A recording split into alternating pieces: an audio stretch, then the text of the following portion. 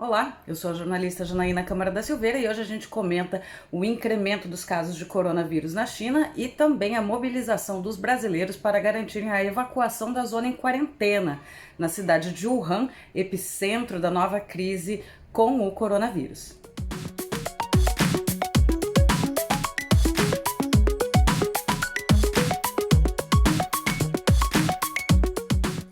A China divulgou hoje que 6.082 pessoas estão contaminadas com o coronavírus no país, 132 das quais vieram a falecer.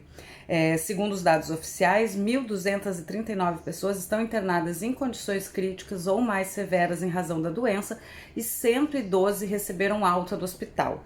Ainda há uma discussão bastante aprofundada em relação a quanto tempo o vírus ainda deve se espalhar, se a doença já chegou no pico ou não. As autoridades comemoraram hoje o fato de que o incremento no número de casos oficiais da doença na China, ele diminuiu de terça para quarta na comparação de segunda para terça. Foram um pouco mais de 800 casos a mais reportados nas últimas 24 horas e no período anterior havia sido mais de 1.000 casos novos do coronavírus. Então as autoridades estimam que possa estar ocorrendo já uma diminuição no número de novos infectados. O epidemiologista que ficou referência no combate à SARS, isso nos anos de 2002 e 2013, o Zhou Nanshan, acredita que entre uma semana e também 10 dias esses casos possam começar realmente a diminuir. Porém, há controvérsias em relação ao tempo que o pico da doença deve ocorrer. Alguns epidemiologistas em Hong Kong acreditam que isso só vai acontecer entre abril e maio, e a doença começaria a arrefecer só no verão chinês, isso lá por junho ou julho. Na noite desta quarta-feira, em horário chinês, outro epidemiologista, o Zhang Wenhong, falou com jornalistas em Xangai e, segundo ele, o cenário mais otimista é esse apresentado pelo Zhou Nanshan, que nos próximos dias, no máximo 10 dias, a doença começaria a arrefecer. Mas ele fala que um dos piores cenários seria que o vírus virasse algo sazonal e que todo o inverno chinês a população estivesse novamente exposta a esse coronavírus.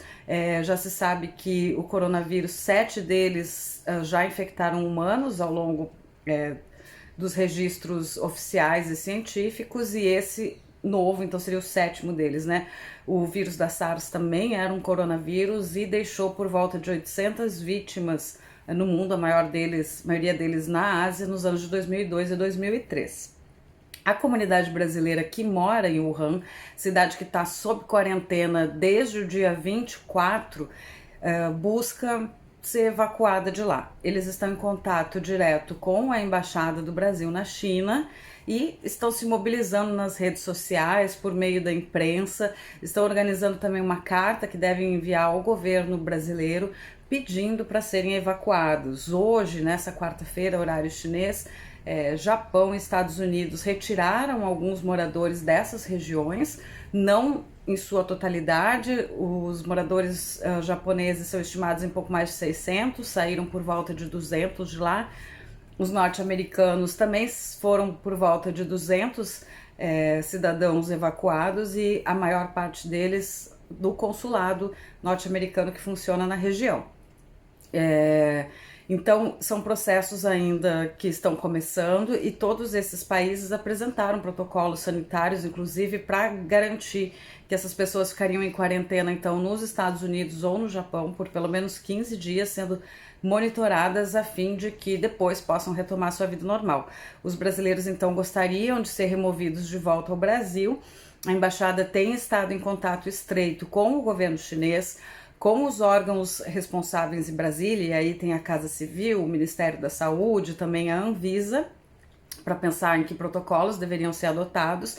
E além disso, tem conversado com embaixadas na China que optaram por evacuar seus cidadãos, e também aquelas que não vão evacuar, vão esperar o próprio governo chinês retirar esse quadro de quarentena. Os trens, aeroportos estão todos fechados em Wuhan. É muito difícil você sair de lá, não há autorização para esse trânsito. Então, é preciso aguardar, é preciso um pouco de paciência, mas claro, a situação sempre deixa as pessoas bastante nervosas, os casos continuam aumentando. Hoje, o governador, então, de de Hubei, que é a província da qual Wuhan é capital, Wuhan Xiaodong, comentou numa entrevista também na noite da quarta-feira no horário chinês que os estoques de equipamentos e de suprimento hospitalar estão bastante baixos na região. Isso também tem aumentado a pressão sobre os serviços de saúde por lá. E ele garantiu que as fábricas não devem operar, pelo menos em sua normalidade, até o dia 13 de fevereiro. Quer dizer, continua ainda também um processo de evitar aglomeração e trânsito de pessoas.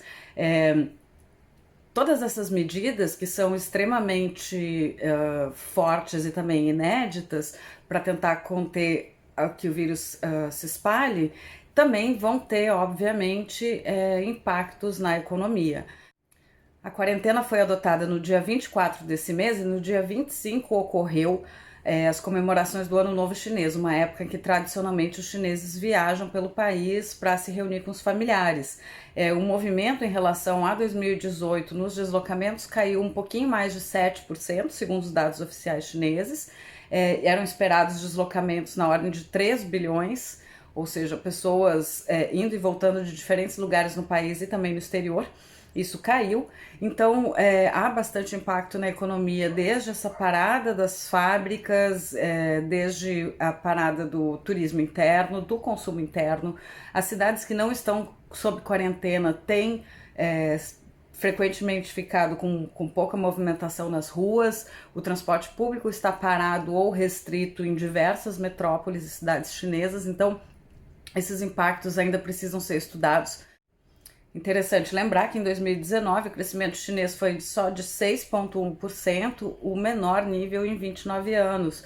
Então já é uma economia cujo ritmo de crescimento vem caindo e a gripe deve então provocar ainda mais desaceleração na economia chinesa. Mas, enfim, são questões que a gente precisa prestar bastante atenção. Não se tem muita noção de quanto tempo a quarentena dura. As províncias podem adotar suas medidas de forma individual, então também não se sabe se algumas vão paralisar suas produções por mais tempo, outras vão começar antes. É bastante complicado, complexo o quadro, ele ainda está muito incerto. O Ministério da Saúde brasileiro indica que as pessoas não viajem à China apenas por extrema necessidade. E empresas brasileiras também têm evitado que seus trabalhadores voem até a China. Caso da Vale, por exemplo, que tem uma operação bastante grande lá. Inclusive, os funcionários brasileiros que vivem na China são desencorajados a fazerem viagens internas. Também hoje diversas companhias aéreas, caso da United Airlines, também a British Airways e outras companhias da Índia, das Filipinas, anunciaram que vão parar de fazer voos por um período também indeterminado para a China e da China. Então há bastante esse cuidado em evitar o fluxo de pessoas e, claro, isso tudo impacta também economicamente. O momento é realmente de aguardar e buscar entender a evolução dessa doença e também que impactos isso pode trazer para a economia. A China, então, comemorou que o número de casos cresceu menos nas últimas 24 horas em relação ao dia imediatamente anterior. E a última região da China que ainda estava livre do coronavírus, o Tibete, registrou hoje um caso da doença. Então agora todas as províncias e regiões chinesas têm a presença do coronavírus. No Brasil há suspeitas, mas ainda não há nenhum caso confirmado da doença. Haveria suspeitas no Rio Grande do Sul, no Paraná e também em Minas Gerais.